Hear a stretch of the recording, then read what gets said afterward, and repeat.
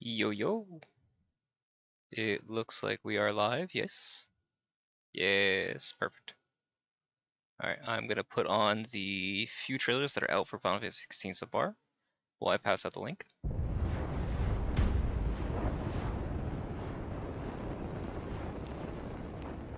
I hope everybody's excited for this. I know I am. You all know the target. Shiva's dominant. And only the dominant. How do we even know the girl will be among them? Our kind do not question orders, we follow them. Sergeant, let's summon their icon. Icon? That thing's a bloody mountain!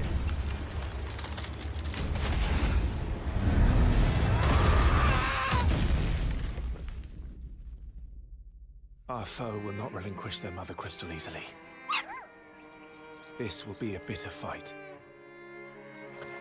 You should not be out of doors. Just 1 second, passing out the We link. have discussed this. Come, Like I Joshua. said. Your father will be expecting us. I am Joshua's shield. I'm sworn to protect him.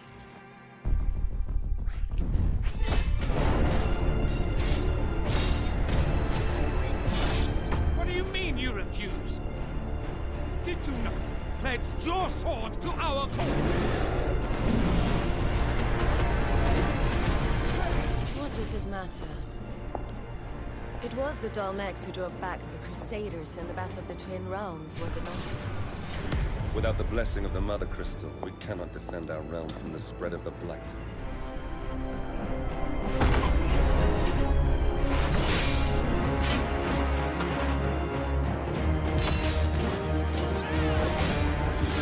So, I sent in the Dragoons. Imperial Vipers. Do they really mean to invade us?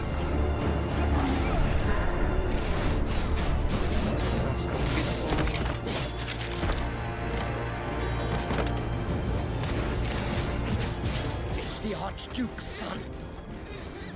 Phoenix.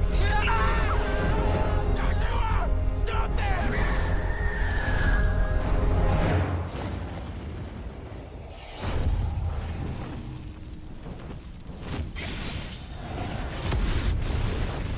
Second icon of fire. But that's impossible. Alright, I think that's good. Let's move the chat over here really quick. The legacy of the crystals.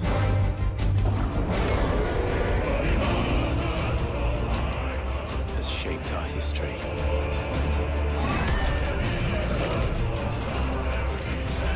Oh, it doesn't seem to be doing that anymore. Okay, cool. For some reason, it was doing this weird thing where it's like compressing the full Chrome window for me. Enough. It's just on my end though. I don't think it's showing through, guys. Like 2 minutes for people to fill in. I'll kill you. If it's the last thing I do.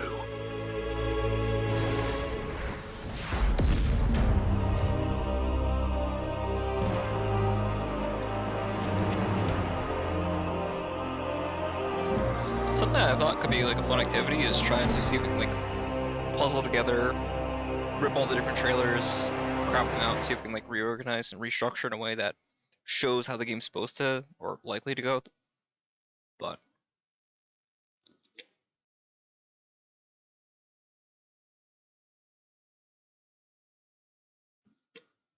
Who are we? What are the dominants? The power we wield. It wears away at our very being. It breaks us. It unmakes us. That its immaculate aspect might reveal itself. The icon. There's going to be another war, isn't there? yo, no, you didn't miss anything. This is the original trailers. Delay brings us closer to disaster. We You're not must missing anything. move now. Nothing that hasn't already been shown before. The chaos he would wreak would sweep all of Valisthea into the abyss. I didn't want to just jump right into the state of play. I thought that was kind of a dick move.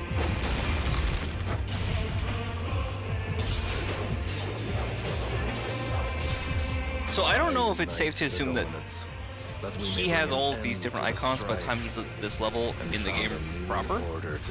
Possibly. Really the only way you can kind of taste how this game's narrative is going is basing what footage is available with levels. And anything else in the same area location. To its foundations.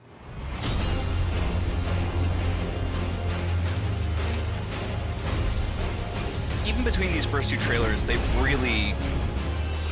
actually, I think they might even change the design on...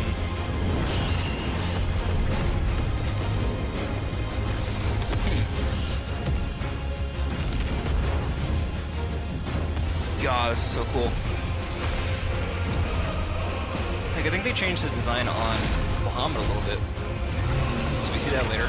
Because he's more... There will be losses, it is true.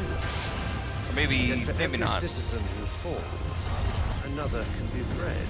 Muhammad seemed like he was always more charged elementally, but it could just be those specific shots that we're seeing lately. The Empire will live on.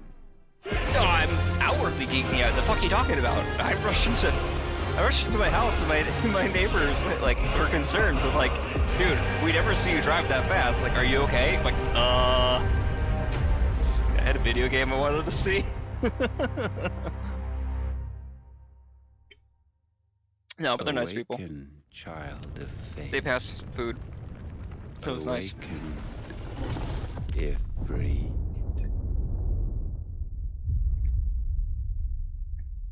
So it's interesting to see what scenes have stayed the same throughout. Might have just had like a higher or like increased graphics.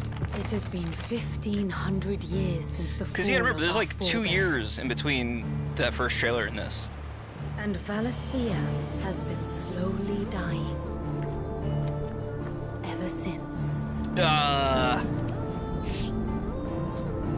I guess. I mean, I feel like I'm loud about it, but I guess because I'm like constantly listening to this, and I'm not telling every single person I meet about this game, like I'm geeking out as much as I can. Like, I don't know how many times I've rewatched the like hour and a half long presentation they had at PAX East. The mother's flame now all but a flicker. Not even just like this week alone, I probably watched it like 7 or 8 times. Like once or twice a day, just getting ready for this. Their magic through us. And then you have been blessed, Joshua. I listened to a few other different creators. Final Fantasy XVI, I listened to all of his videos and theories on this.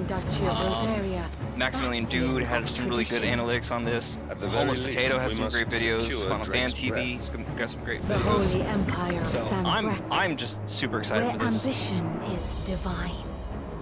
The Imperial banner shall fly over every city in storm. All shall bow before Feel bad, I don't think Boo's gonna be able to make it. The Dalmekian Republic, whose fortunes shift with the desert sands. And what of our wise rulers? Goaded into war without any thought as to what chaos it might reap. The Iron Kingdom, forged in faith and fear. Their souls were sullied with the stain of ether. I merely cleansed them of their corruption. Or the Kingdom of Waloed, indomitable in its isolation. The dark swallows more of the realm with each passing day. And as the fringes fade, the people flock to the mother crystals. From a single spark, will the land ignite? In the year 860, the Imperial army will march upon Rosaria. And from the slaughter shall a new shadow rise.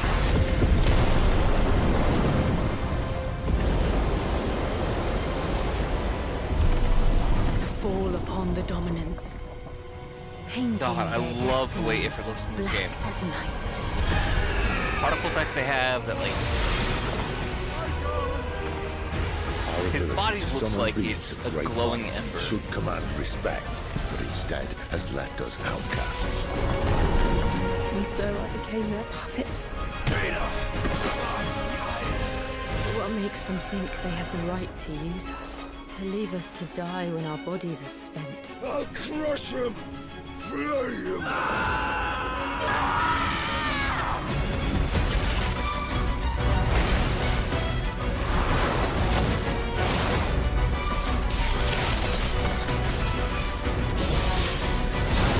God, these scenes go so hard.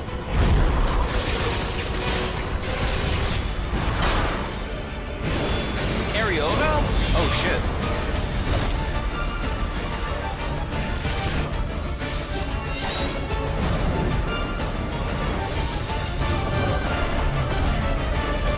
So they mentioned the size of some of the icons, right? Like, how big is Ifrit supposed to be? Ifrit could be as big as 60 meters.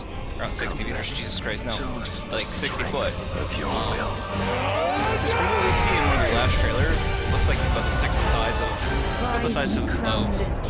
Titan's head. And he said the biggest icon is 360, so it makes sense. A war of the icons.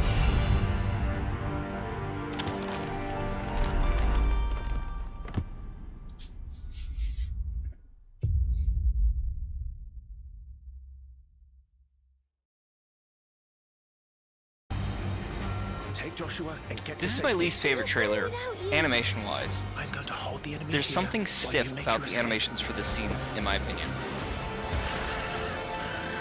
The rest of this trailer goes really, like, hard. I think this is where they say that they switch out the character who's standing in front of Joshua. No! Clive! Joshua!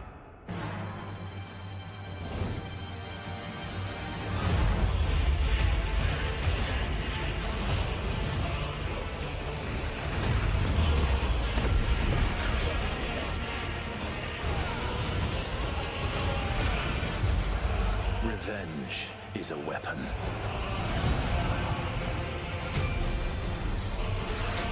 Probably start after this last trailer plays. I sometimes wonder if I am controlling that's enough time for everybody to get or it. if it's controlling me.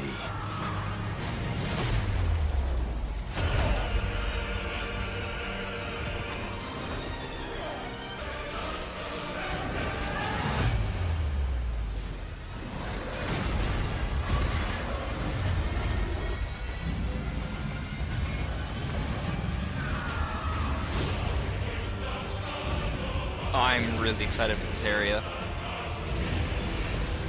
Interestingly, they don't show the level for that area. At that point, it seems like you should have Guru, so probably mid-20s. Satsuken is so fucking cool. No matter how bitter the truth that awaits me, I will press on.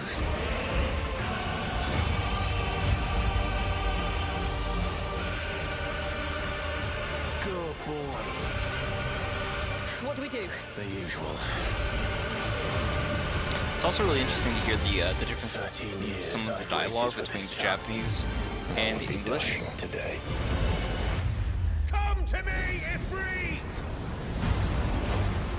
The part where she says, "It is you who shall bow to me," instead she says something to the effect of, "Kneel before tainted blood." So that implies that she's either like a child of the concubine or some kind of like half daughter or something like that of whatever royal character is there, right? That's my implication, and it's her kind of getting revenge on that particular king. I'm not sure what nation she's from exactly, or who she's saying that to, but I'm so excited. All right, let's peep this. I don't know if we're gonna do the whole 2 hours.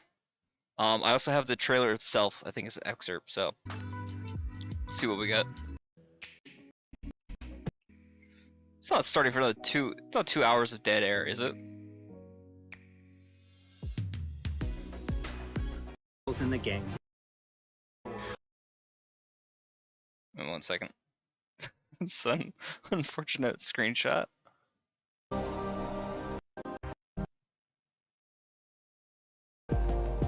No, I'm not gonna watch this at 2x speed. Ordinarily I would, but... Alright, cool.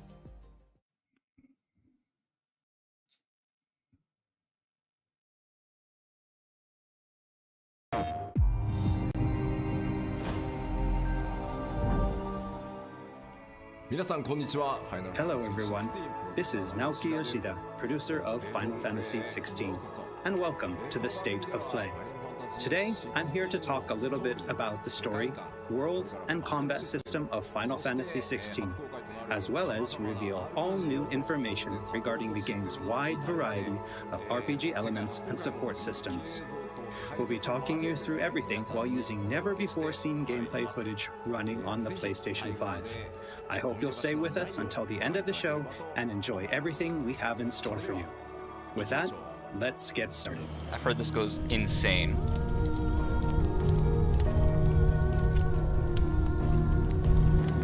You all know the target. Shiva's dominant. And only the dominant. Focus, Wyvern. You are key to this mission's success. I'll pause. I'm gonna watch this again later. I'm gonna pause. I have thoughts about this whole Wyvern thing.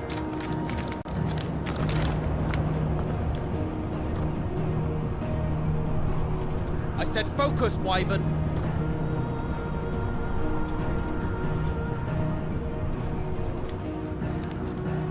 Home sweet home. Allow me to welcome you to the world of Final Fantasy XVI. Oh, so it's in the Final ruins Fantasy of one of those 16 things. is the latest installment in the Final Fantasy series, a storied franchise with 35 years of history. Yet while this is the 16th mainline title in the series, there's absolutely no need to have played any of the previous games before jumping in. Who's that fighting alongside of real-time action You get to play as Joshua! You do get to play as him! Final Fantasy XVI has been developed as the first true action RPG in the series. I thought so. I thought you might get to play as Joshua early on. They mentioned you play as a different character, and if it leads into you... Sorry, I'm talking over this. Sorry. I'm gonna pause for a second, I'll roll back. They mentioned that you're gonna be... I said I was gonna pause. They mentioned that you're gonna play as another character early on. And the fact that there's a rail shooter sequence where you go from Phoenix into fighting and chasing down the Icon of Fire made me start to think that that's possibly who you play as is Joshua. Wyvern, I guess while I'm already paused, Wyvern is Clive's code name, and you see that early on where they mention that character as Wyvern instead. And so I thought maybe it's possibly they're doing like a misdirect with that, where you play as Wyvern early on. It's technically not Clive, but they did specify you play as another character in this game. So I'm gonna roll back, sorry. With 35 years of history. Yet while this is the 16th mainline title in the series, there's absolutely no need to have played any of the previous games before jumping in. With a fusion of real-time action and RPG features, Final Fantasy XVI has been developed as the first true action RPG in the series.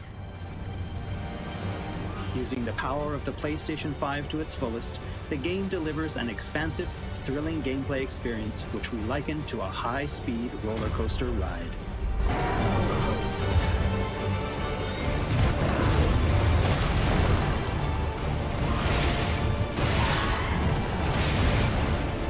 This fight felt a little slow to me from the previous trailers.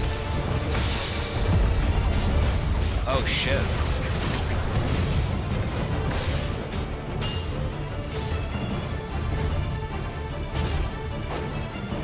I wonder if you can also turn off the HUD. Like if you want to go just pure cinematic, and you're confident enough in your attacks. Come to me, Ifrit!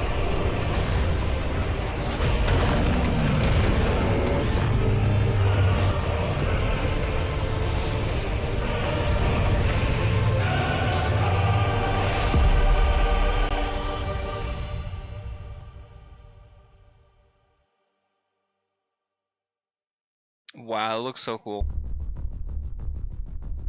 The protagonist of our story is Clive Rossfield, and his journey takes place in the realm of Valisthea. We follow the epic tale of Clive, Shield of the Grand Duchy of Rosaria. I wonder if Titan's the only one that's going to go so like large and berserk, or if any of the other 30s. Jesus.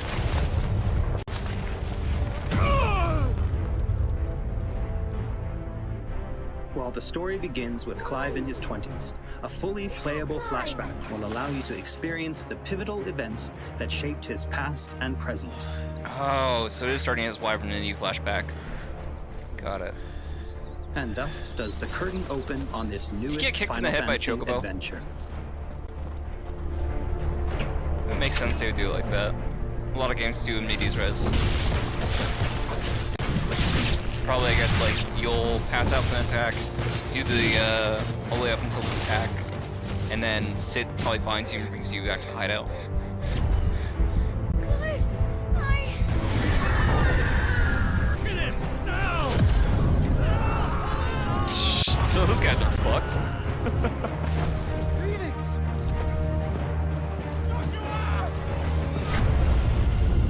Wow.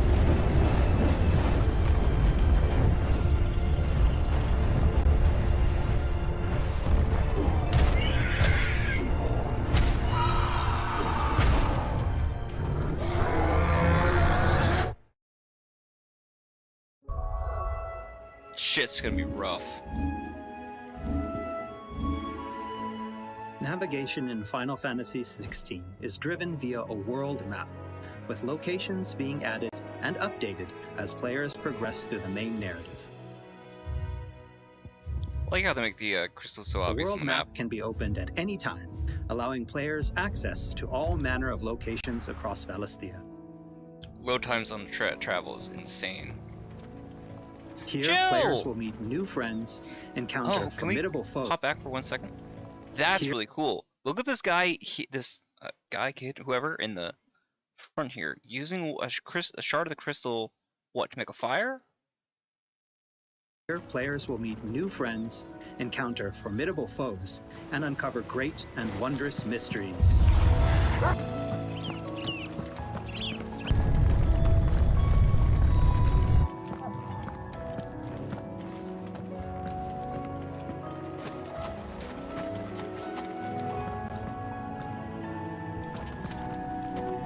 I knew he's concerned about this game not being open world. I mean, this is open enough, man.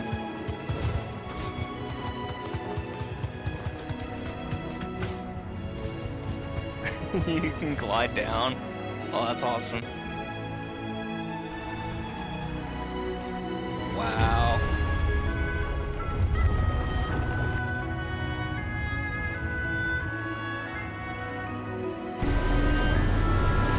Is that an airship?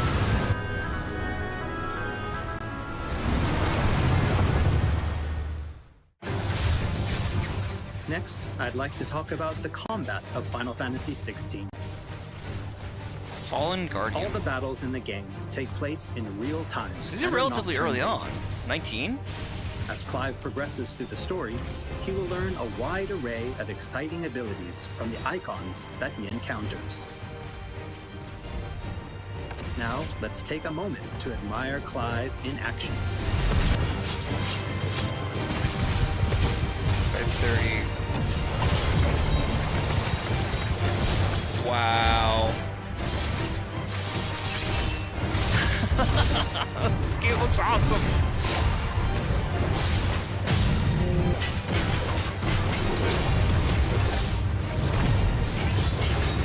Mega Flare. Holy shit, dude. So that's interesting. Odin and Bahamut both have that meter. The little gauge. I don't know what that builds up to. The amount of enemies you can hit with Mega Flare and Satsuken respectively, or...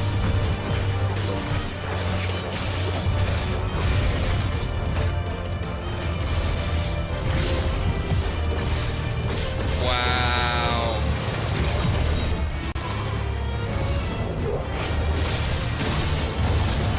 That was slick.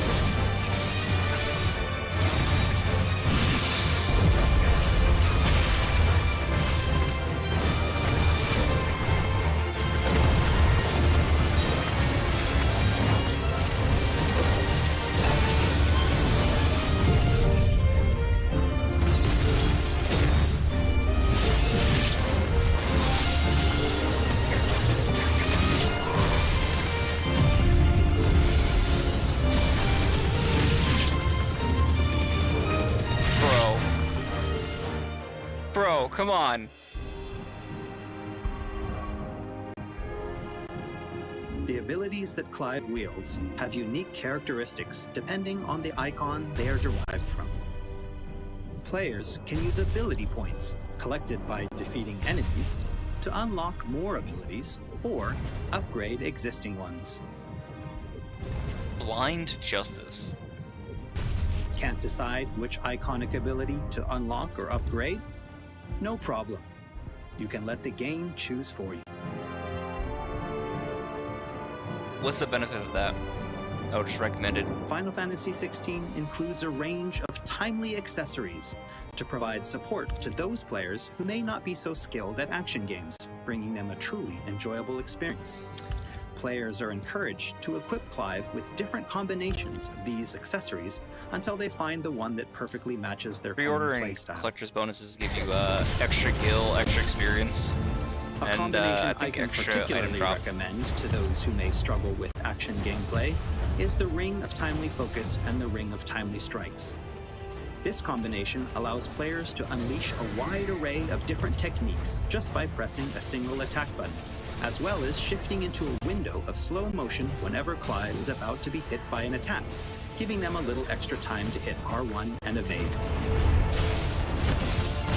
Alternatively, So it looks like they have the players ring could equip an of accessory that fully automates evasion. auto As I said healing, before, auto I really evasion, encourage everyone to discover the combination that and works best for auto them. attack. You can see the icons at the top left. The other option is the auto torgle. Yeah. And for those who want to concentrate on the story, don't forget to choose Story Focus Mode before starting Was that the title a new page?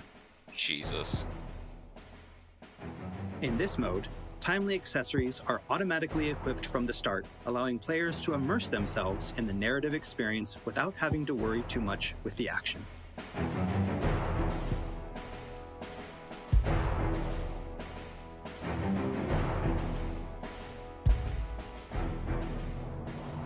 They're not showing the start of the game, are they? Clive will meet many characters along his journey who will join him as friends and allies. They haven't touched on much of the fallen ruins. Well, we didn't think they'd mind. And it keeps the black from our lungs. But how do you survive without magic? Sidolphus, who becomes a mentor to Clive. more brandeds. Jill, a friend from Clive's youth. It really is. Such encounters and reunions will set Clive on a path of great personal growth. It is. Clive! Some of these companions will even accompany Clive on his adventures, fighting alongside him and finding lots to talk about along the way. That said, players will only need to focus on controlling Clive. Party members are fully AI-driven, providing support for the hero and constantly adapting and responding to his actions.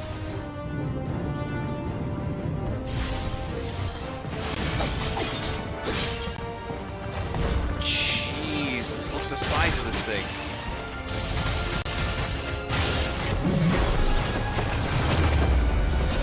Wow.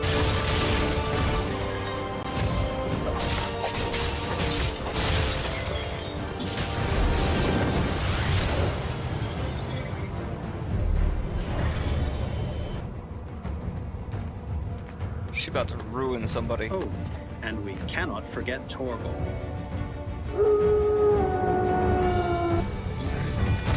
A smart, strong, and fiercely loyal hound, Torgal is always by Clive's side and willing to stand by him in the face of whatever cruel fate may befall them. Torgal will act of his own accord, but players can also give him direct commands. I think it'd be nice if you can give direct commands to some of your other allies as well, not just Torgal, Just but don't I forget get that. to give this good boy some treats every now and then. Aww.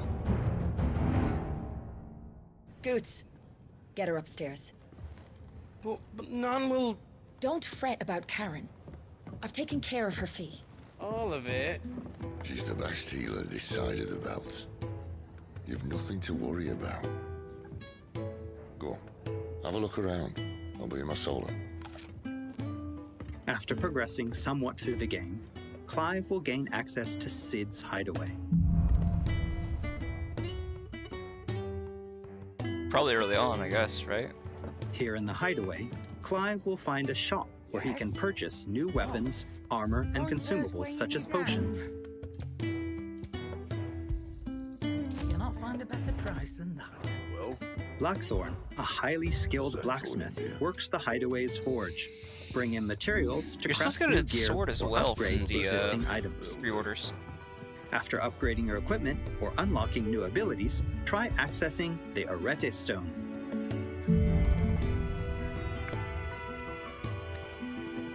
Here, players can enter a virtual training area outside the bounds of time and space, where they are free to refine and practice combos of their very own. Oh, that's awesome!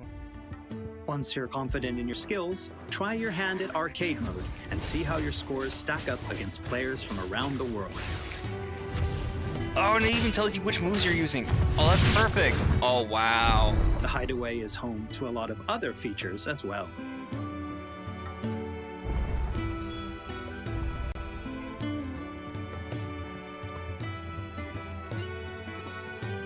Not only will players discover a variety of side quests here, but they can also view information on quests offered all around Valisthea.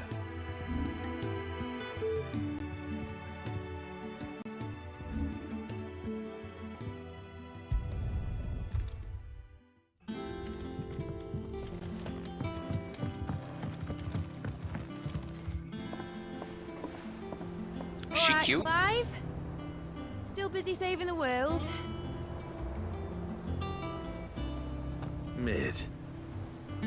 When did you get back?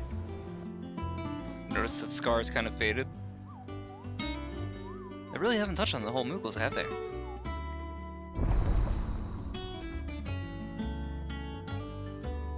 Oh, I wasn't expecting you back so soon.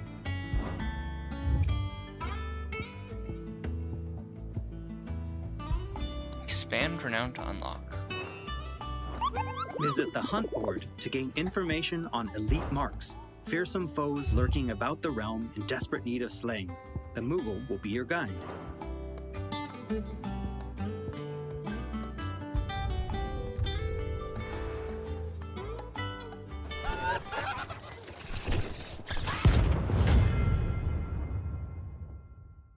That's an awesome page. There's also Loresman Harpocrates, who will unlock Valisthea's secrets as Clive recounts tales of his adventures. Ah, look at this!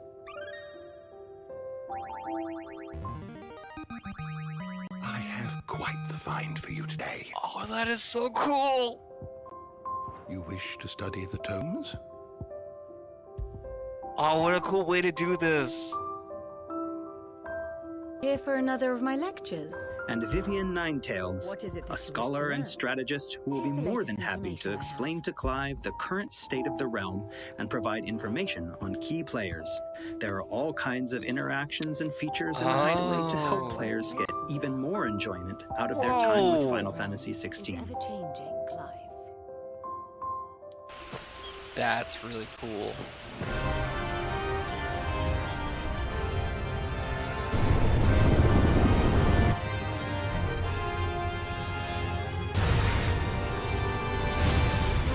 On his travels, Clive will encounter a wide array of fearsome foes.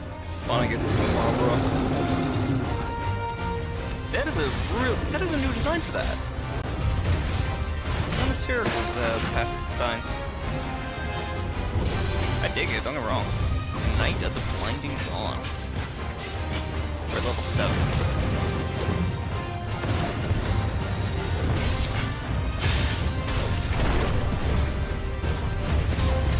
Fafnir.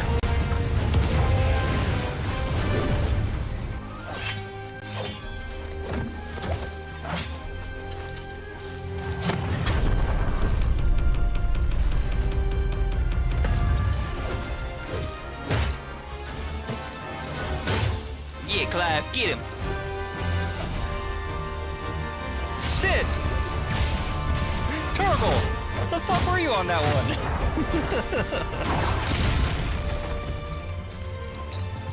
Look like, nah, Clive's got it, he's fine.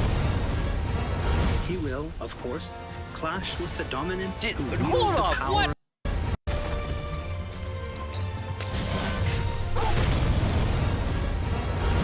will, of What a course, cool move. clash with the dominants who wield the power of the icons.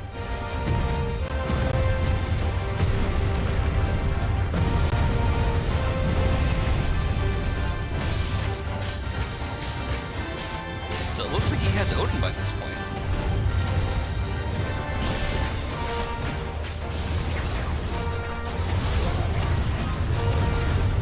Colossal beasts who hold the surrounding lands under their sway. Akashic Dragon. Mysterious constructs of the fallen, a civilization shrouded in mystery.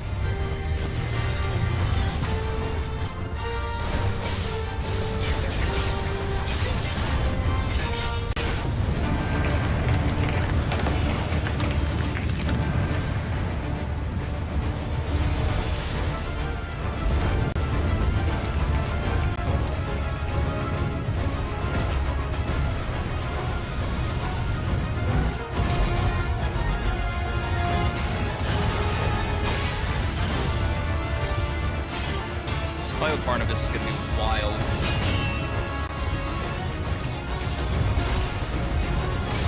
See, how does he have Barnabas's and Odin's powers? Now he's fighting Hugo. And we Because the cannot fight forget seems the like it's icons themselves. Level 20.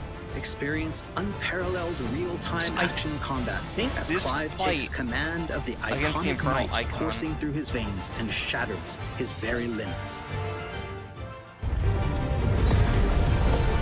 Hold my thoughts The on that for shining another point second. of Final Fantasy XVI, however, has to be the breathtaking icon versus icon battles.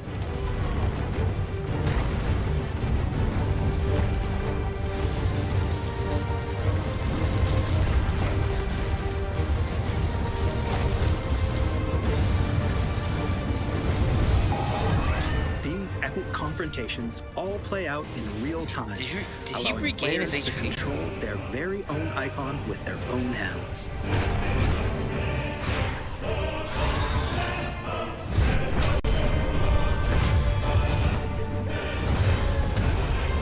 These battles differ depending on the icon encountered, and every showdown is unique, right down to gameplay.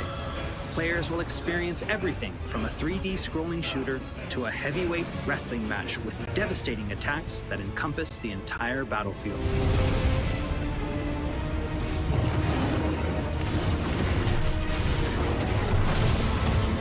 These massive scale boss battles are entirely seamless, and I can promise you heart-stopping, controller-gripping excitement. I can't wait for you to get your hands on the game for yourself.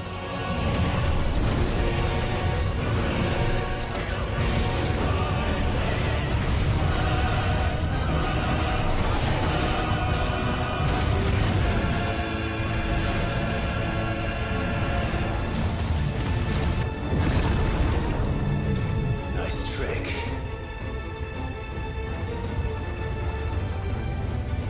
But if you can do it, then so could I!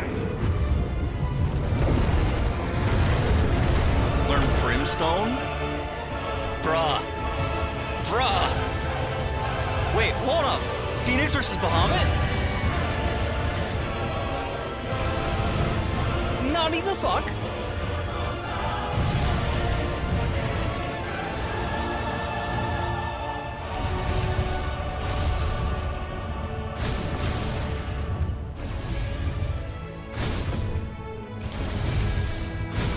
That's opened up way more questions now.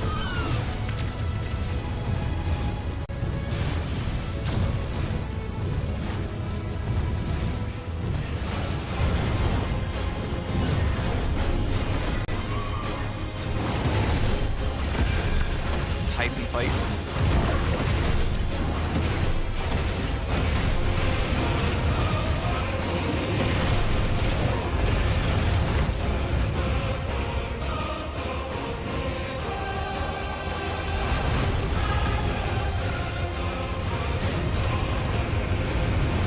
Oh, that's like straight out of God of War 3. Oh, this is glorious.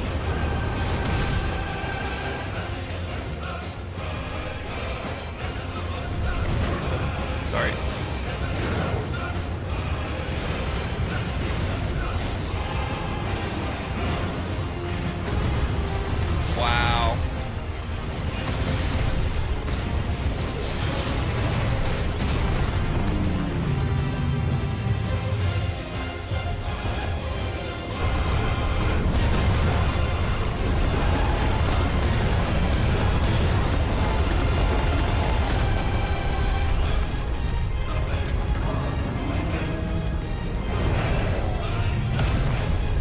Jesus Christ.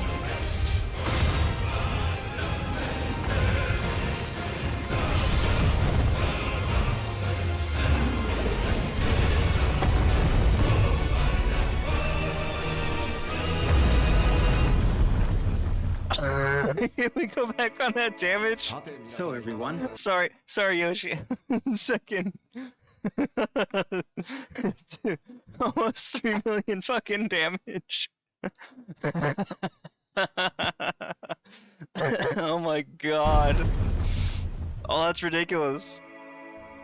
So everyone, what did you think? Thank you for taking the time to join us today.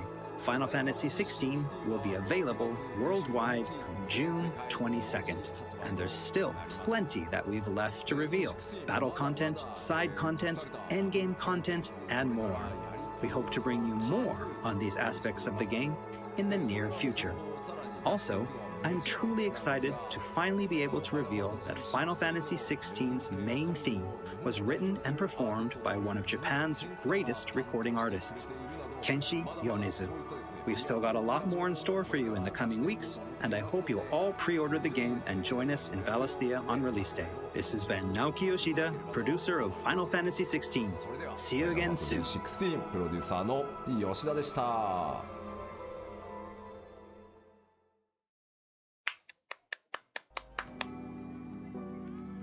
Wow. How cool is that?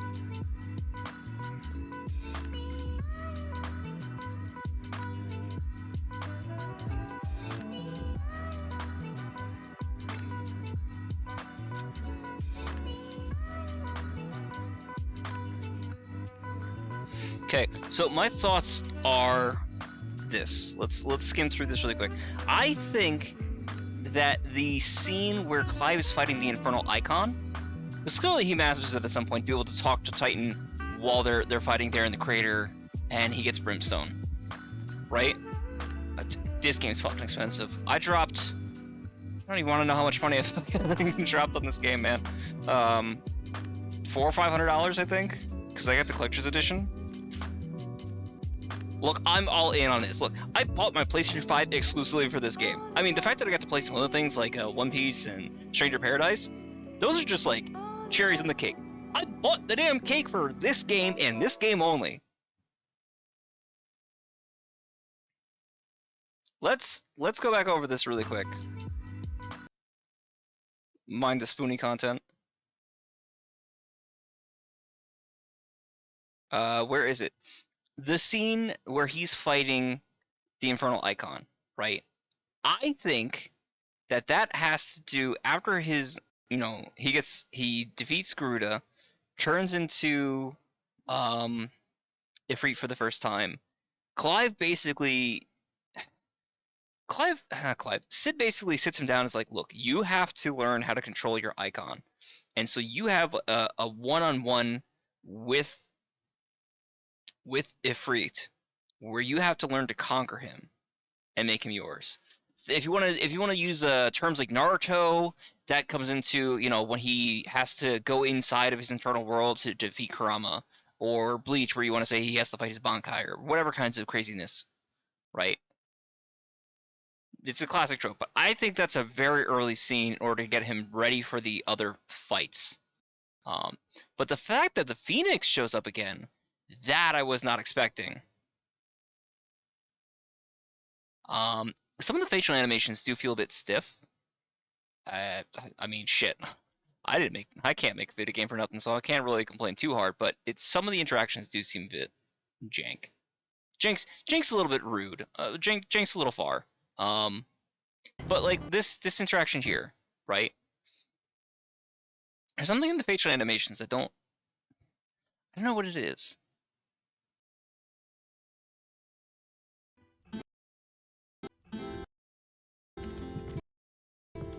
I don't know, it's hanging a little bit. There we go. What is it? Clive? There we go. Still busy saving the world? They feel a tiny bit stiff. Mid. But notice this, right? This scar's burned off, this cloak and everything like that. He's got to be in his like 30s or something like that. So he's definitely older by this point. So this might be a character that you meet earlier on in the game. When did you get back? And I guess after the time skip, you get to see them again. The Mughals being the master of the hunt's kind of cool.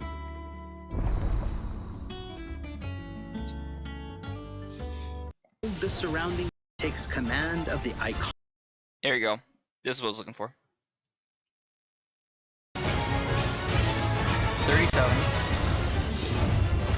And we cannot forget the icons themselves. This fight on its own looks like it's going to be dope. Experience unparalleled real-time action combat as Vulcan Clive burst. takes command of the iconic might coursing through his veins and shatters his very limbs.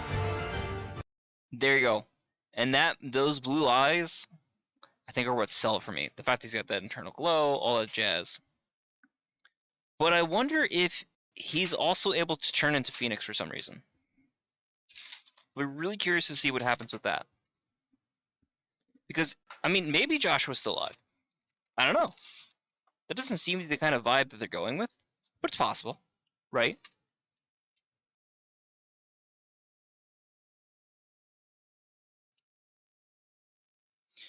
But maybe, aside from stealing the elements of the icons, maybe Clive is also able to transform into some of the icons too.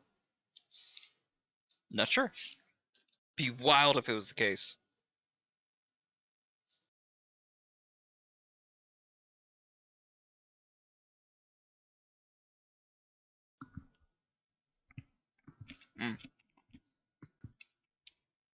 It also confirmed an earlier theory of mine. Again, when Clive's being called Wyvern, these guys are probably, I don't know if that feels a bit forward to say they're part of like a spec ops team or something to that effect, but basically all of those guys are using code names. Whether that's because they're all brandeds and so they're supposed to have given up their names, or they're just part of this like sacrificial unit where same thing, their names are not important. Or maybe they're all slaves. I'm not sure. Skipping Yoshi for a second. It's also really cool to go back from the trailer that we were just watching to this to see what's changed. You all know the target. Shiva's dominant. And only the dominant. The delivery on that line is also different too. You are key to this mission's success. Yes, Sergeant.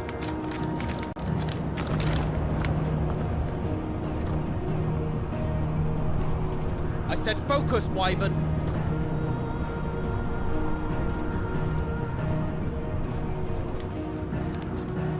Home sweet home. Allow me to welcome you to the world of Final Fantasy XVI. Go back a second. Final Fantasy XVI. Home sweet home. So that's Sid, right? So he's saying this. I think this is after you finish looking back at your past after the whole stuff with the Rosaria being attacked. And right here in the center, that's impossibly hard to see. And God, I hope I had this at the highest settings I could. Yes, I did. Put it there anyway. Impossibly hard to see here in the center. And I know it's pointless because I literally got out of my chair to go point at my TV like you guys can see where my finger's pointing. But again, right at the center of the screen, it was this white blur. And that looks like Jill being carried on what's-his-name's back. So I assume... Right, there's a fight between Shiva and Titan, right? Very early on. And it looks like you're not even part of it.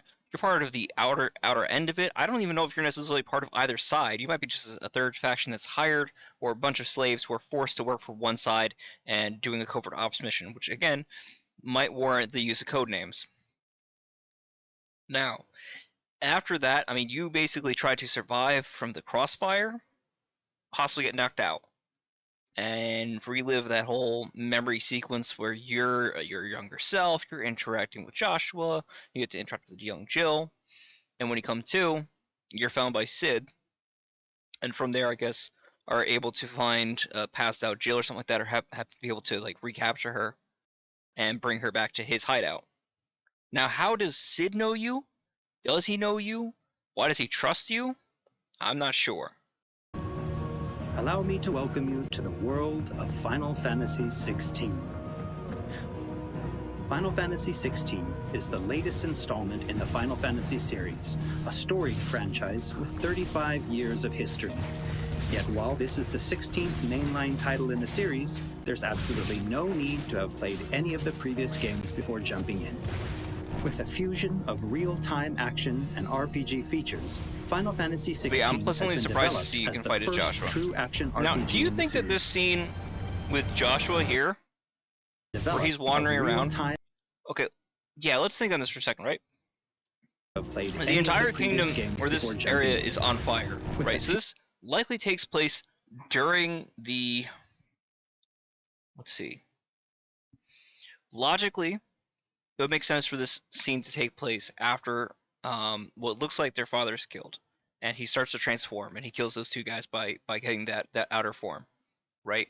And then him being carried by some of his guards trying to find his way to his brother, or still trying to escape. Later on, I guess he gets into a situation where he's no longer capable, and that might be where he's forced to turn into Phoenix. Fusion of real-time action and RPG features, Final Fantasy XVI has been developed as the first true action RPG in the series.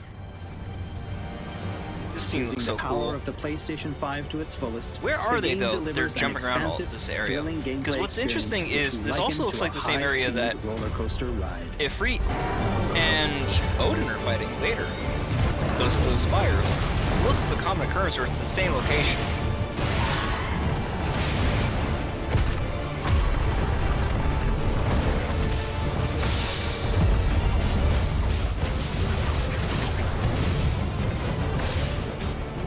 In which case it begs the question, what does that imply for the story?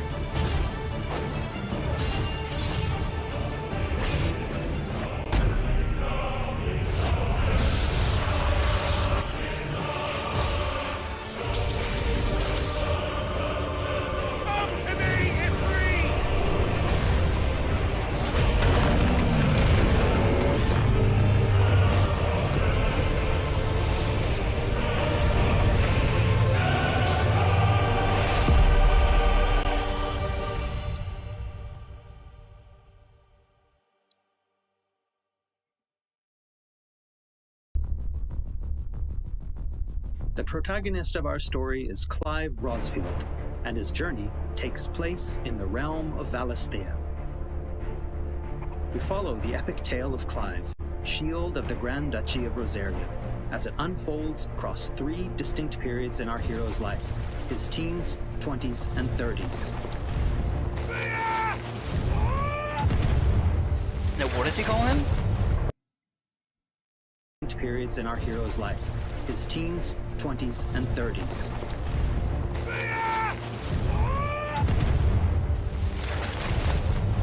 He's not calling him Phoenix, is he?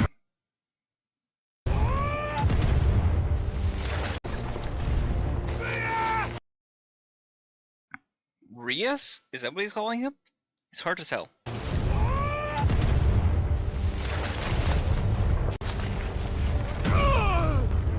Maybe those structures are like a common occurrence. Well, the story begins with Clive in his 20s. A fully playable flashback will allow you to experience the pivotal events that shaped his past and present.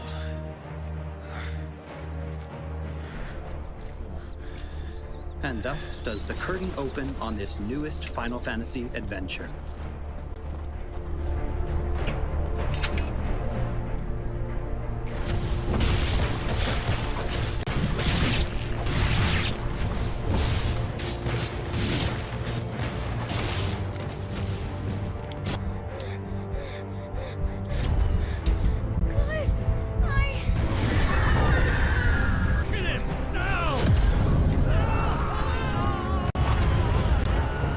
Touch you, he just looked at you and you dropped.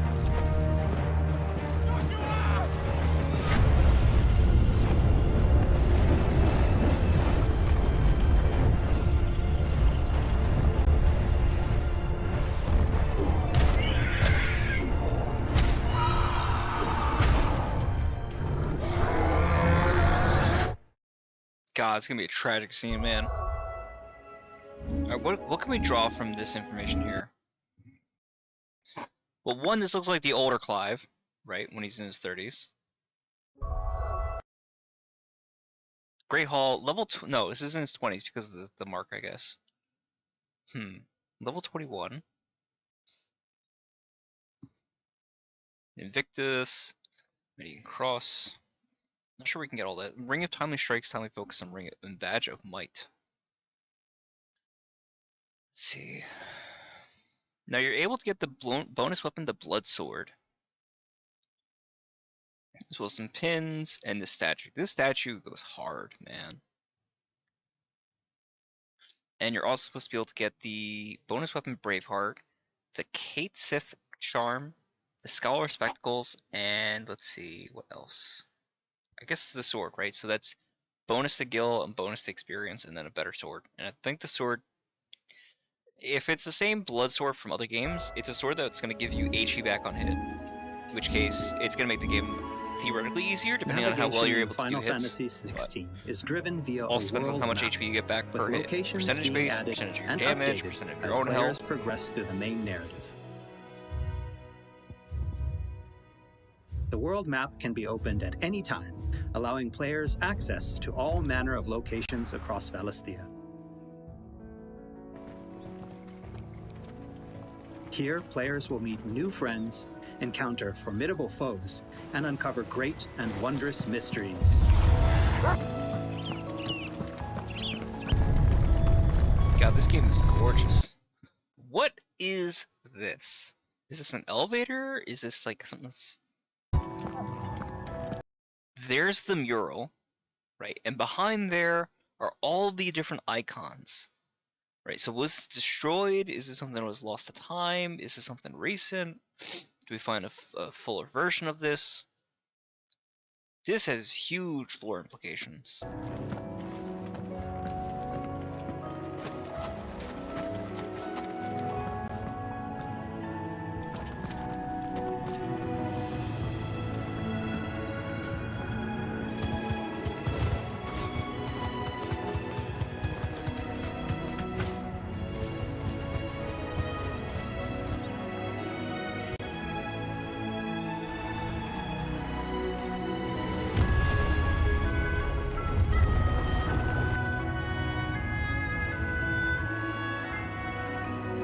Now again, I wonder if this turns into an airship or if it's... Like, how much ocean combat can you do? Because the game's not open enough. The game's not really like Next, I'd like to talk open about world the like that, combat so of how Final well can you Fantasy really XVI. fly around? You can already use fast travel. All so the battles in the that's game gonna be take place in real time. Wait, and are not wait. turn-based. He's level 19 and he's in this fallen area? Huh.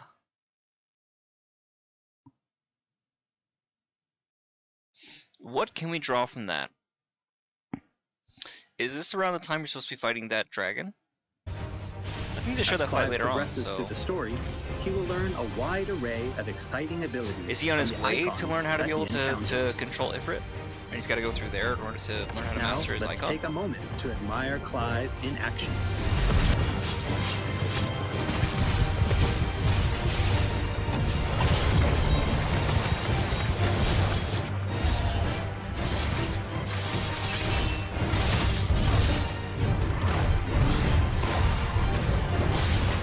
The Minotaur? Bro.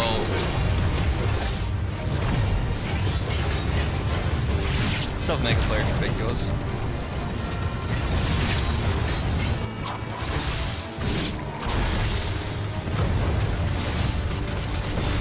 We spam that like I spam Starlight in Stranger Paradise.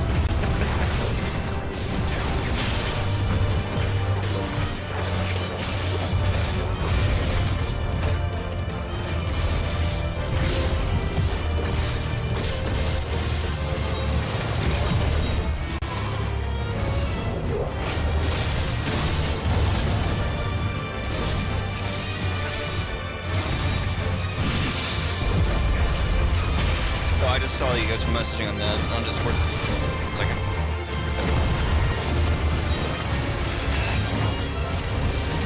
I don't know.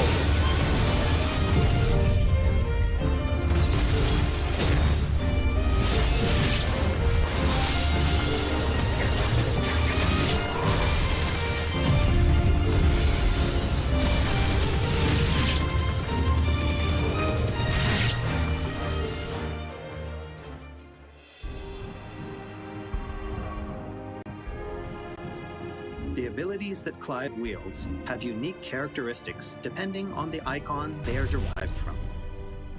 Players can use ability points, collected by defeating enemies, to unlock more abilities or upgrade existing ones. Can't decide which iconic ability to unlock or upgrade? No problem. You can let the game choose for you.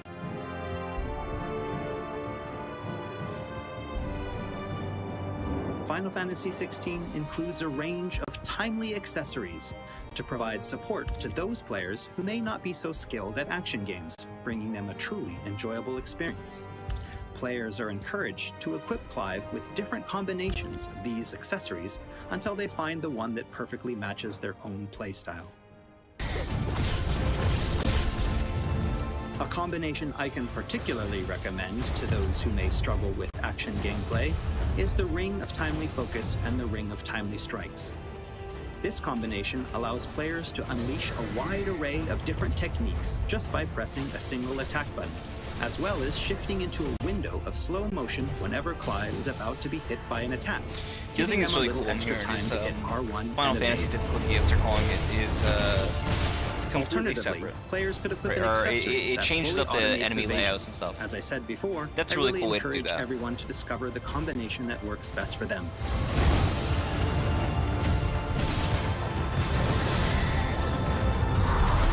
Now, they also mentioned that there's no elemental damage, plus or minus. And for Pausing. those who want to concentrate on the story, don't forget to choose story focus mode We got before starting text a new game. language. 1 second. Text language, voice language, game preference, graphics, or gotcha. Wireless controller vibration, subtitles, screen brightness. This title page is so goddamn cool.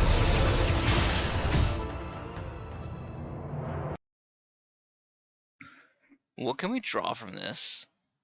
What is that in the background? Right? There's the whole elemental or the color theming between Ifrit and Phoenix. But what is this in the background, this little arc? I wonder if that has anything to do with the goddess. Right? Because she's got that ring behind her.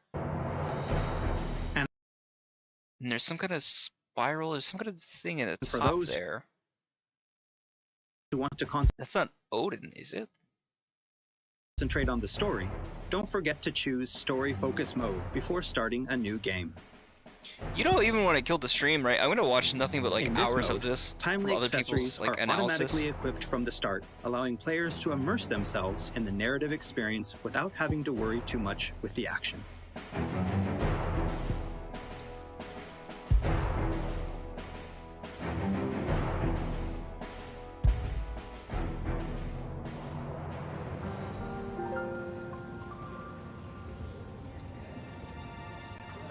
Clive will meet many characters along his journey who will join him as friends and allies. This place. These are fallen ruins. Well, we didn't think they'd mind. And it keeps the black from our lungs. But how do you survive without magic? Sidolphus, who becomes a mentor to Clive.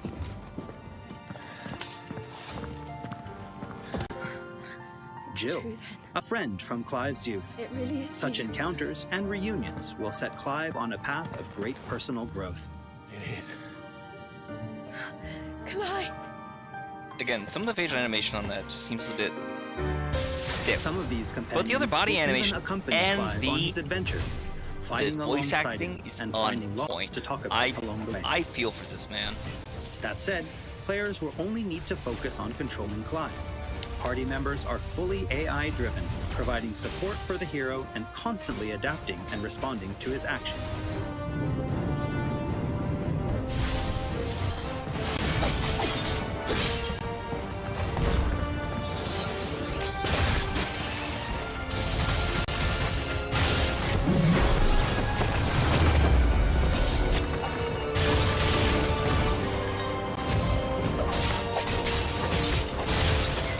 Curious that this entire scene, they don't show you. They don't show you actually fighting the thing, they just show you bullying the thing. That looked like her getting ready to use Diamond Dust. Oh, and we cannot forget Torgal.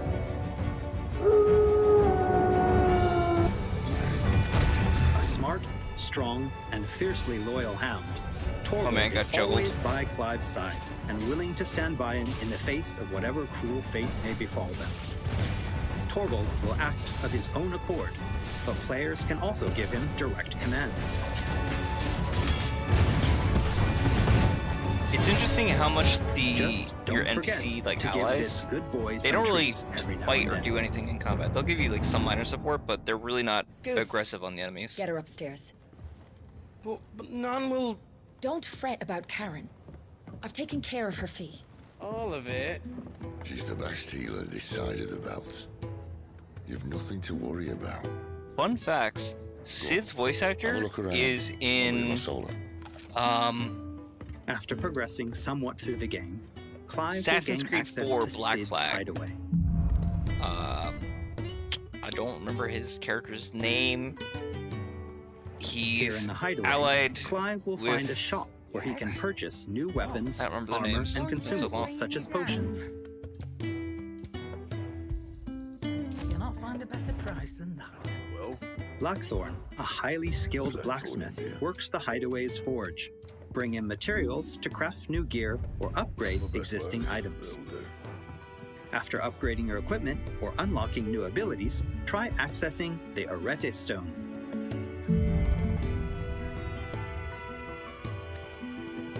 I'm really excited for the Players training can edition, enter a or training virtual mode. training Because look at all the area different outside options the you get. bounds of- Input the display, the action log so you can see what things you put in, invisibility so you can take the hits and keep playing, regen which is going to build you back up, unlimited break, limit break regen, Torgal for the assistance, auto Time Torgal, and sick space, timing, where they are free to refine and burst practice timing, combos of recast their very own. timers, battle performance auto reset, enemy aggro, so you're able to turn off whether you want the enemies attacking you or not. If you just want to practice the combos, or you want to practice it like dodging, or practicing them fighting, enemy invincibility if you just want to focus on doing combos without them actually dying.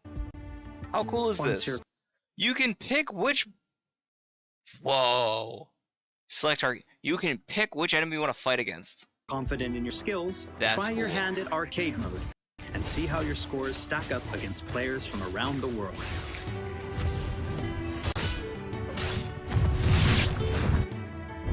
The Hideaway is home to a lot of other features as well.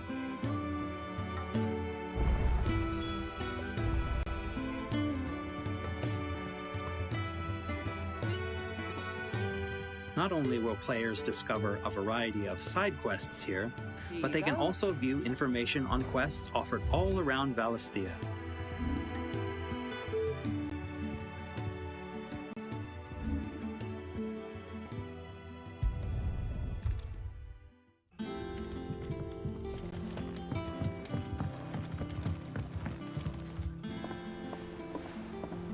All right, Clive. Still busy saving the world? mid. When did you get back?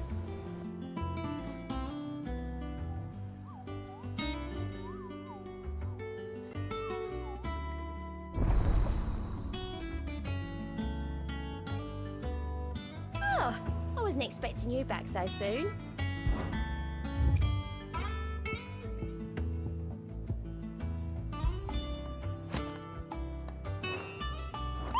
Visit the hunt board to gain information on elite marks, fearsome foes lurking about the Now, what realm other marks who are there desperately going to be? need a Let's slay. see. Obviously, there's Removal will be the your guide. giant eye.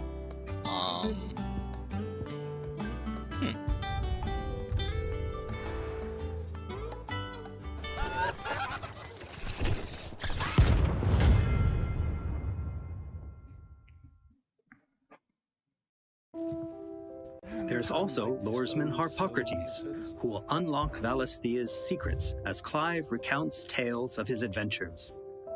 I love this detail so much. The sounds are so fucking nostalgic. Quite the find for you today. You wish to study the tomes? Bestiary, Mysteries of the Realm, Municipal Shards. Can we look through these Here really for quick? another of my lectures. I know And one or two of Vivian you guys are going to be Ninetales, really a big into scholar that and character. strategist who will be more than happy to explain to Clive the current tales. What is it? So what we got? Persons of interest, lay of the land, mysteries of the realm, bestiary. We have the Battle of Belenius Tor. Oh, hold up! Wait a second. All right, let's pause for a second. Ifrit, Garuda, Ramu, the Holy Empire, Sembrek, the Kingdom of Lud. I'm curious why the Kingdom of Lud. Oh, never mind. I was wondering what was up with Lud, and I thought that might have been Ixion for the longest time, but I guess that's what's the name of Odin's horse? Not familiar enough with the lore to be able to recite it off the top of my head.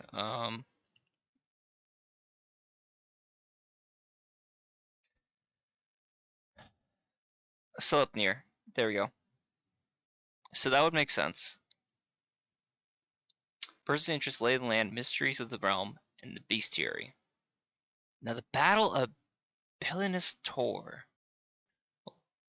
From that, looks like it's there was that cutscene we were able to see in the trailer so many times. It looks like a fight between Odin and Bahamut, and they've been warring for a long period of time.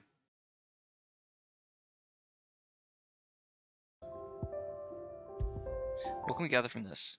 The Mother Crystals, the Deadlands, Crystals, Crystal Rations, Municipal Shards, Aether, Magic, First Shield, the Blessings of the Phoenix. Crystal Rations. That looks like the thing that person was holding over the campfire. And what were they doing with it? And Municipal Shards, I'm going to assume that has to do with how you're able to teleport between locations.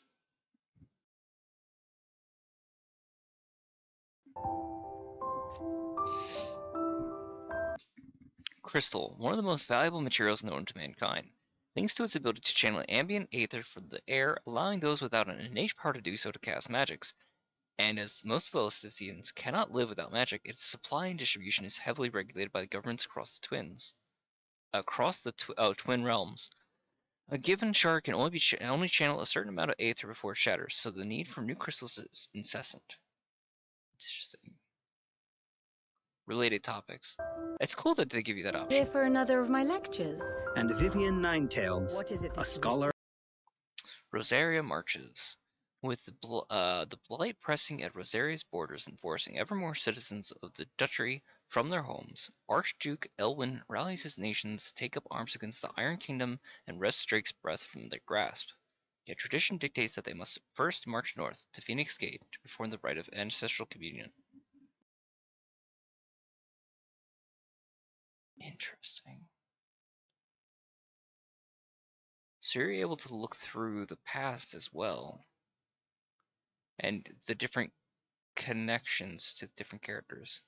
The Ward of Rosaria, Puppy, First Shield Rosaria, Dominant of the Phoenix, Archduke and Duchess.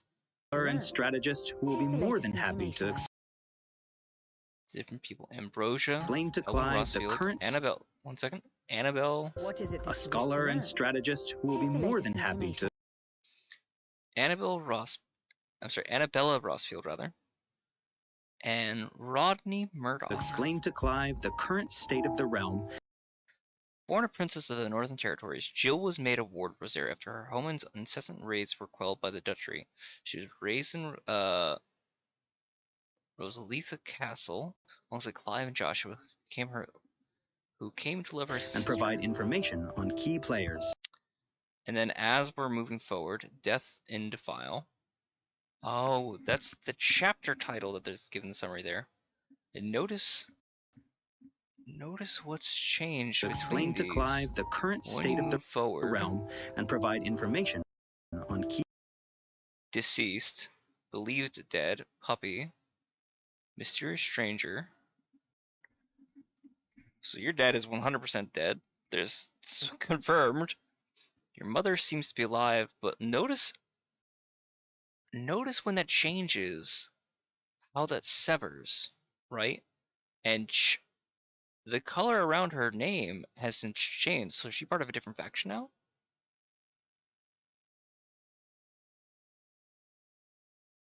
Seems to be. Former Duchess. And then from there, we have she was dominant from Jill's name. Josh was still blacked out. Interestingly, the sergeant that's commanding you is in the same bracket as the former Duchess. Shiva's dominant, then fights against Titan. There shows the conflict. And looks like a conflict between Shiva and Clive. There's an allied relationship between the royal attache, I guess, of Benedicta, King of Waloed, which is Odin, and Lord Commander. That's not Dion, is it? Formerly that would have been. Formerly that would have been Sid. When they speak of the king during that prior showcase, were they talking about Barnabas? Was that who Sid was talking smack about? Interesting. There also looks like there's conflict between Clive and Sergeant. Huh. Now, who are these at the bottom, though? I'm not familiar with them. Those might be some of the governors, the wise rulers that were goaded into war. Jill Warwick, dominant of Shiva and Clive's childhood friend. In the depths of the Nysa defile, the two came to blows at the orders of the armies that enslaved them. Jill fighting to defend the priests of the Iron Kingdom, Clive obeying the Empire's orders to take the head of Shiva's dominant. Exhausted from her tilt with Titan, Jill came close to falling to her assassin's blades, was spared at the last moment when Clive's memories of their time together came flooding back. Oh! Does he have amnesia?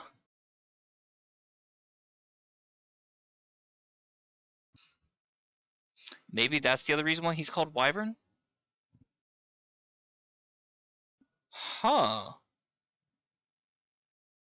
Well, that just brings up more questions now, doesn't it? Huh. What do we make of that?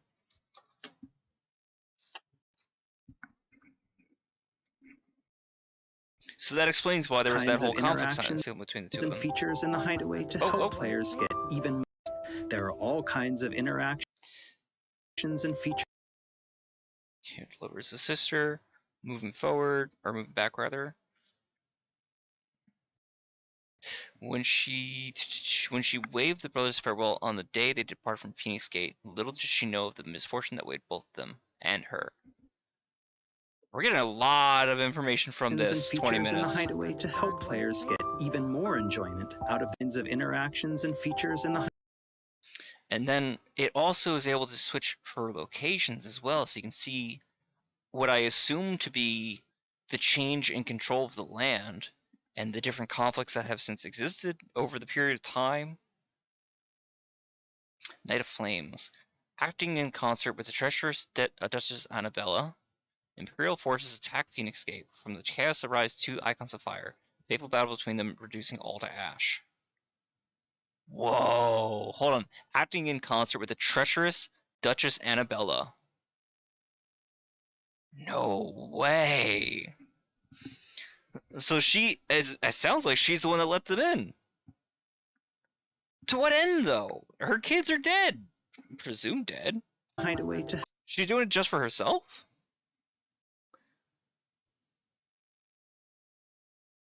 Taken captive by the Empire, Clive does all in his power to save his brother and father from the Imperial infiltrators, but alas, it is not enough.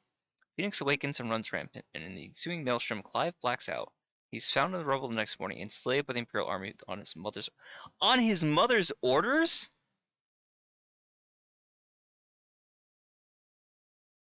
His mother's the one that orders him into slavery.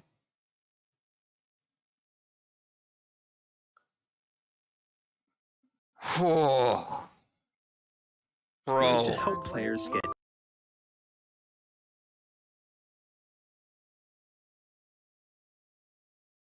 Alright, this is a little bit easier to be able to see the map from this size.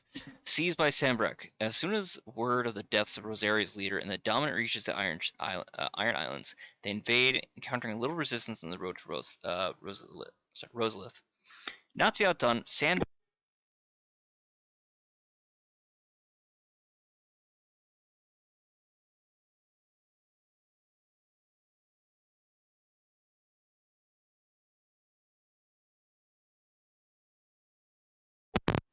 Sorry about that. I accidentally pulled out my microphone. Okay, 1 second. There we go. Okay, so as soon as word of the deaths, okay, not to be outdone, Sandbreck launches an invasion of its own, driving the Crusaders from the shores of the storm and incorporating the duchy into the Empire. So this is where they've since taken over this entire swath of land. So you can see where the Iron Kingdom tried to launch its assault on the shores, and the coming attack from the Holy Empire Sandbreck.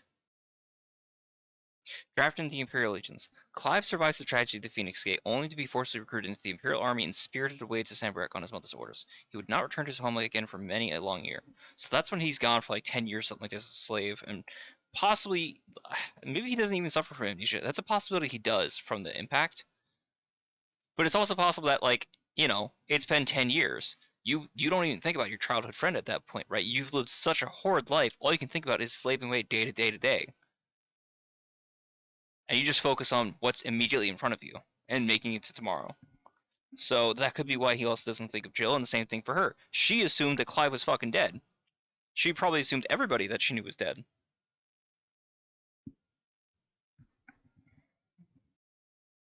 even more enjoyment out of Death and Defile. The Iron Kingdom's unholy crusade is on the march once more. This time into the arid wastes of Dhalmekia, where the Republic musters its main host in the depths of the Nice Defile, which sounds like it was the same location that Hugo and Jill fight, based on the previous readings. Alarmed by the size and ferocity of the Ironblood horde, the Dhalmekians call on the aid of their long-standing ally Wallode. As the two sides meet each other in bloody battle, a small group of Imperial soldiers infiltrates the fray in pursuit of their own target. So I guess we can use this year as well as a way to be able to map out the story. This is going to be fun. I don't think I'll do it on stream, but I really want to try to piece this game together from the trails and information we've got before all this happens. Following Clive, infiltration of the Nice Defile.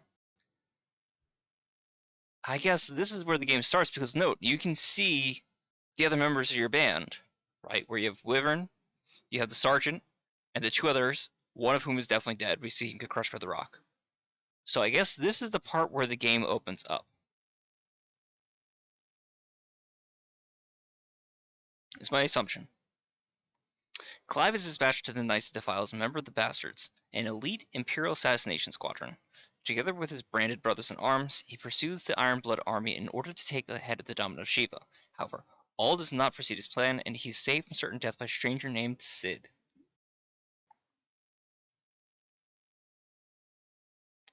Interesting. I think the Sergeant lives. I think we run into the Sergeant later in the game. I don't think he dies that soon. Not like that, at least.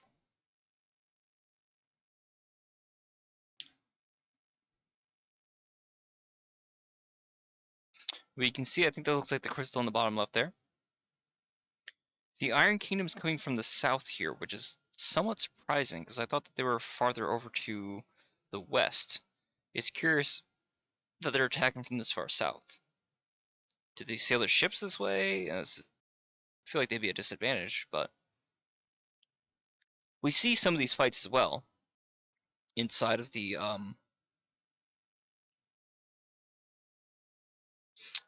trailer. I am wondering now who has Jill lived with? It's possible Jill has since been a slave herself under the Iron Kingdom.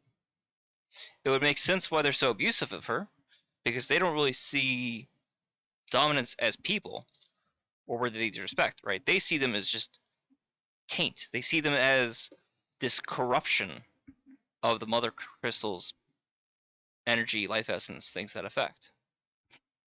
So it's possible they brought her in as the WMD, hoping that she'd be able to conquer them for them.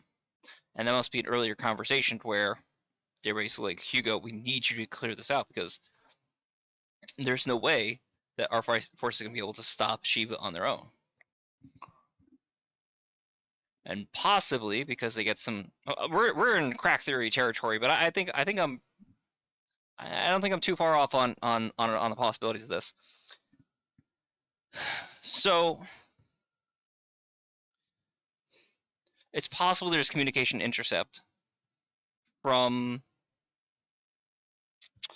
well, the bastards all, I would believe, work for Sam Breck. So what is Sam Breck doing here? Sam Breck have an alliance with Dalmek and Malode? Would make sense, since they're all in one location. At least they can, whatever beef they might have, as long as they can push the Iron Kingdom back, maybe to their better.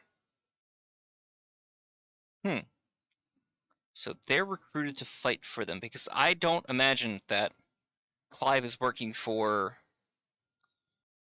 be working exclusively for either Dalmek or Reload. He's working for Sembrek.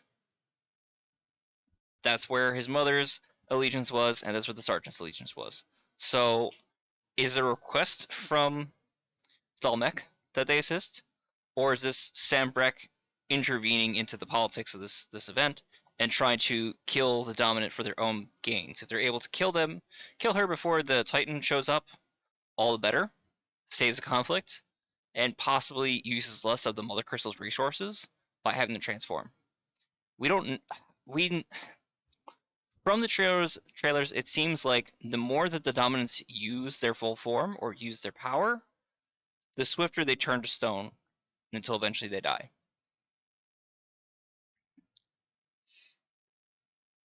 So it could be an attempt to hold it back. What happens? Who then gets the power? Is this, this might be a bit unfair to reference AOT, but essentially, is it something that can be intentionally passed down to the next person so they can control who has the dominance and what locations they stay, in which case it's a political measure to make sure that you're in control of who gets what?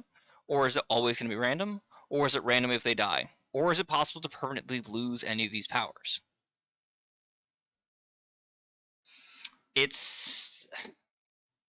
I believe from previous trailers they discussed that in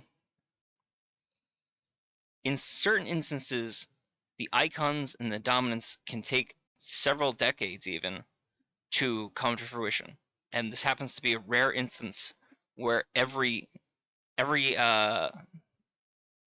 all of the icons happen to be in a dominant at the same time. It doesn't usually line up this way. So maybe it is random.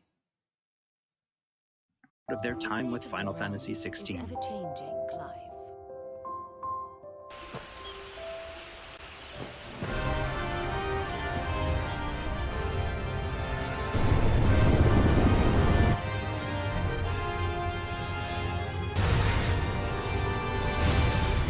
On his travels, Clive will really like the design. wide array you know what it is? of It's fearsome it's a little flatter, possibly, but I really dig the design.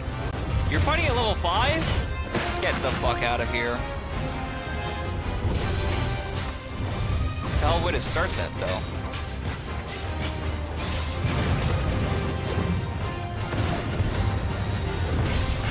Just put it alongside you. Why do I recognize that name?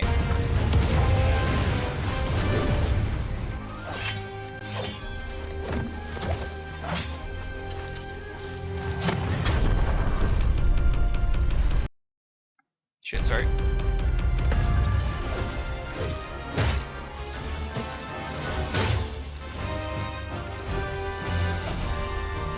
Like Typhon, Fafnir or something of a regular enemy. Fafnir is the name. Worm, dragon slain by a member of the whole Sun family. You will, of course, clash with the dominants who wield the power of the icons. Persona 5. And then Beyblade 2.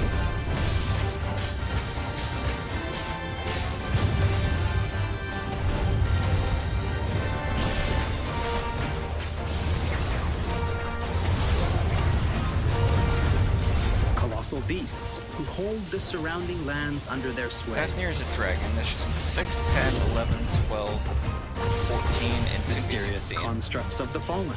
A civilization shrouded in mystery. Ah. So Fafnir's a drake enemy in 10. 12, I guess he's a hunt. Wow, 12's Fafnir looks awesome.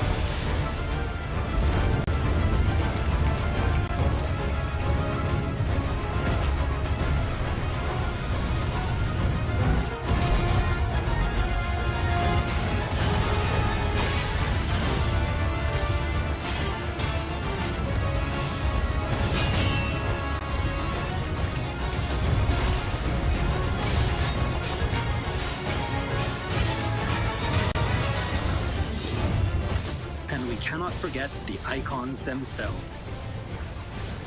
Experience unparalleled real-time action combat as Clive takes command of the iconic might coursing through his veins and shatters his very limits. The shining point of Final Fantasy XVI, however, has to be the breathtaking icon versus icon battles.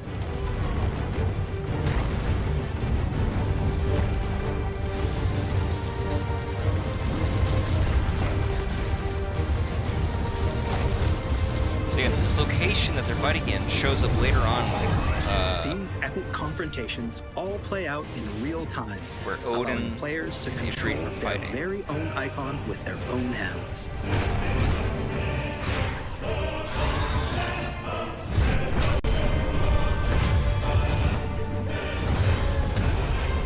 These battles differ depending on the icon encountered, and every showdown is unique, right down to gameplay. Players will experience everything from a the 3D Rama fight's scrolling unique because you don't get to fight to him. a heavyweight wrestling match. You just get with fucking one devastating jaft. attacks that encompass the entire battlefield. God, this is so cool. Hold on. Let's roll this back. You notice something? I saw this the first time too, but I didn't make the kind of made the connection. But I don't know if I pointed out. Brimstone is there as a move on the left.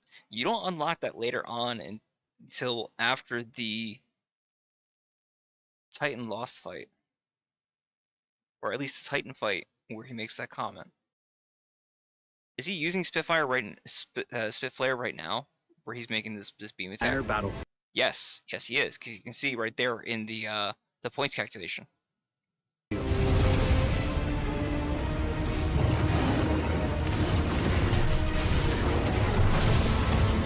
These massive scale boss battles are entirely seamless, and I can promise you heart-stopping, controller-gripping excitement. I can't wait for you to get your hands on the game for yourself.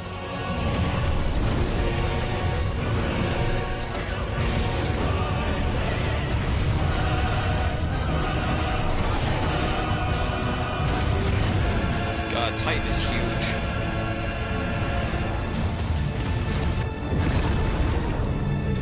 Nice trick.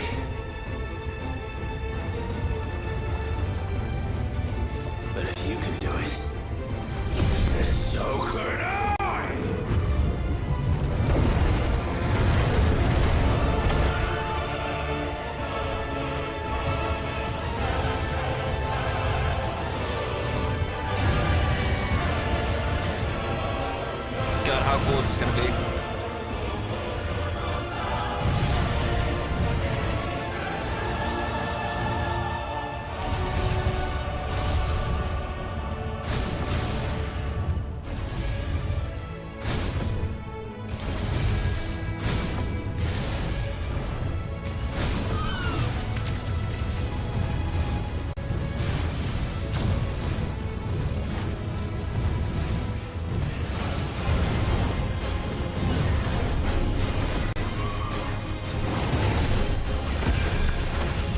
fighting at?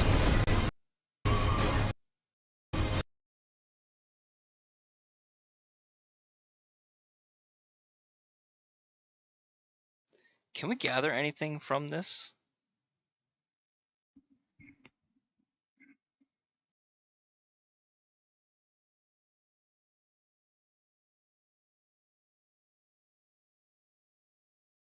What is that on the left?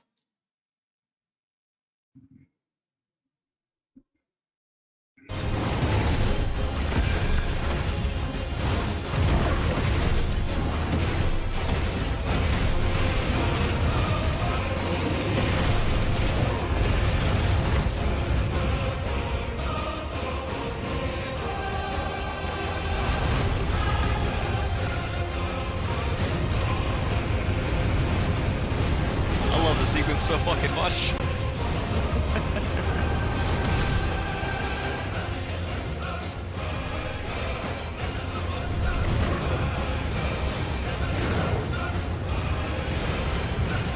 Are you riding a rock down? Yo.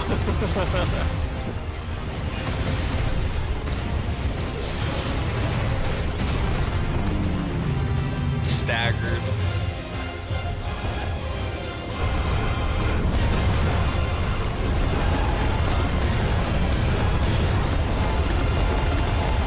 I'm no-lifing the hell out of this game, man. I might even do a 24-hour stream if I haven't said it already. I got the days off. I'm using them.